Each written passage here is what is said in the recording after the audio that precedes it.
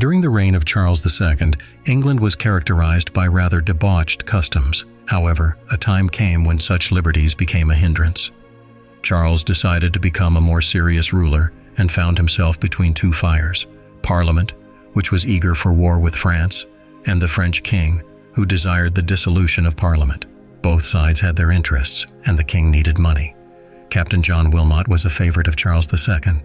John's father had saved the king from imminent death, and in gratitude Charles allowed John various liberties. However, one day Wilmot went too far, and the king exiled him to a remote place. On his way back to the capital, Wilmot had the opportunity to spend time with his wife, but his thoughts were preoccupied with other matters. In London, he met playwright Charles and their friend Etheredge, who was writing a new play about John. All three were avid theater enthusiasts. One day they witnessed an interesting scene on the street.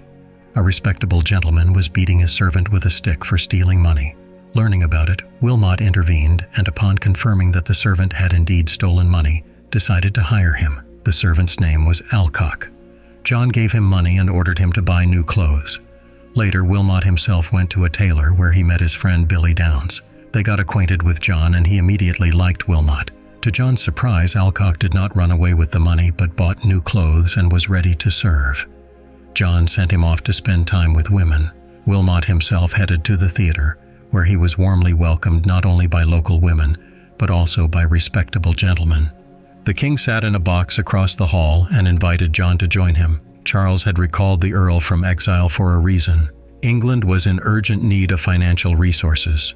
The king could obtain them either from the French monarch or from Parliament, but that would require either humiliating himself before the parliamentarians or declaring war on France. Charles asked John to speak in the House of Lords to present the king as a responsible and forward-thinking ruler. On stage, a young actress named Elizabeth Barry was performing. Her acting was so unsuccessful that the audience jeered at her. She fled the stage and refused to return even for the final bow. As a result, she was dismissed, but John arranged for Elizabeth to stay in the theater. He saw potential in her and decided to help her develop her talent. Initially, Elizabeth refused his help, fearing that her success would be attributed to John. However, the Earl managed to persuade her. After leaving her, he visited his acquaintance Jane, but even she could not distract him from thoughts of Barry. His wife was unhappy with the situation. When they invited an artist to paint a joint portrait, John became so bored that he suggested the artist paint a monkey instead of him. Lady Rochester was offended, but John confessed that he had found a new project, an actress with whom he had begun to develop feelings. After this, his wife packed her belongings and left London. Left alone, Wilmot continued to work on acting skills with Barry. In the process, they grew closer, and John eventually managed to unlock Lizzie's talent. The next time she appeared on stage, the audience could not take their eyes off her. Her performance was brilliant. Watching her, Etheredge admitted defeat in their wager and paid John the promised sum. After this, Wilmot returned home to find his wife gone.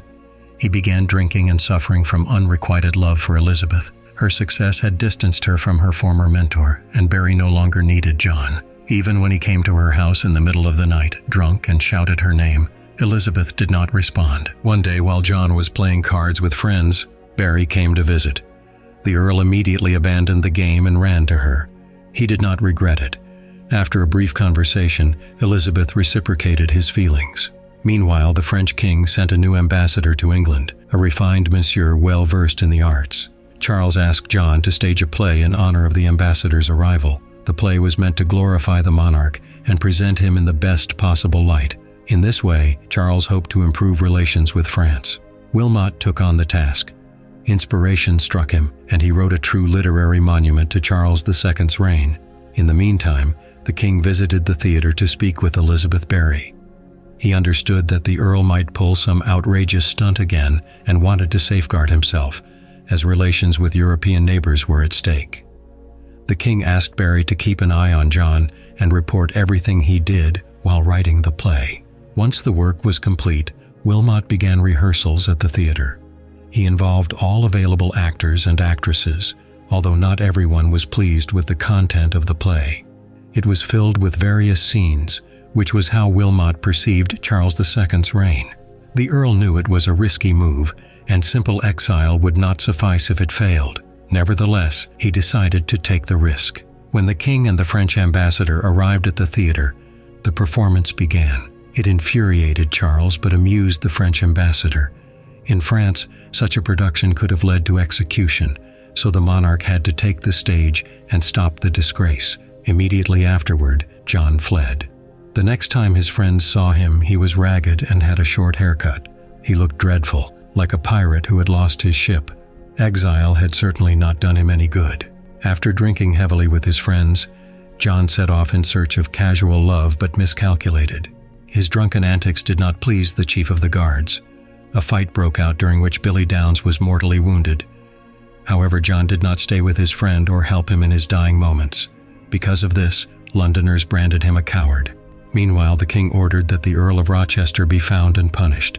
But John had already punished himself.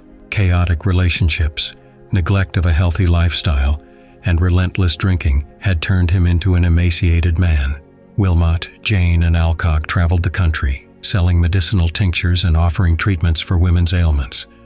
They had a stable income, but everything eventually comes to an end. The king's agents tracked down John, and Charles came to see his old friend. He explained that Parliament was creating obstacles, preventing him from choosing a successor. The king was too preoccupied to hold grudges against Wilmot. Seeing the Earl in such a state, Charles indicated that John had already punished himself and needed no further penalty. After this, Wilmot returned home. He was in terrible shape, but his wife accepted him and began caring for him. She still loved John, and it pained her to see the state he was in. The Earl now spent most of his time in bed. However, when a hearing began in the House of Lords to decide the king's fate, John gathered his strength and attended the session. Charles understood he was likely to lose, but Wilmot's speech, though somber, managed to persuade the Lords. They did not pass the bill on electing a monarch, and the majority supported Charles. After concluding his speech, John left the chamber, but the king followed him. He acknowledged that the Earl had fulfilled what Charles wanted from him, thereby atoning for his past sins. However, John had not done it for the sake of preserving the monarch's position, but for himself. Sometime later, Etheridge brought the Earl to the theater so he could watch a play written about his life. Elizabeth Barry also starred in it, playing John's wife. Barry did not want to see her former lover, but they met nonetheless. Wilmot suggested they have children, but Elizabeth was not interested. Nevertheless, she did have a child. During a break between performances, she became the mother of a daughter, and the father was the Earl of Rochester. However, the Earl was no longer needed in her life. As they bid farewell, Wilmot told Barry that she had taught him to love life. According to him, that was what had ultimately destroyed him. Shortly after this meeting, the Earl of Rochester returned home, where he slowly faded away, consumed by death. Before his death, his wife lay beside him in bed and once again recounted the story of their reunion before their wedding. John Wilmot, the second Earl of Rochester, passed away, yet the people of London continued to flock to the theatre to witness Elizabeth Barry's brilliant performances in Etheridge's play based on his friend's life.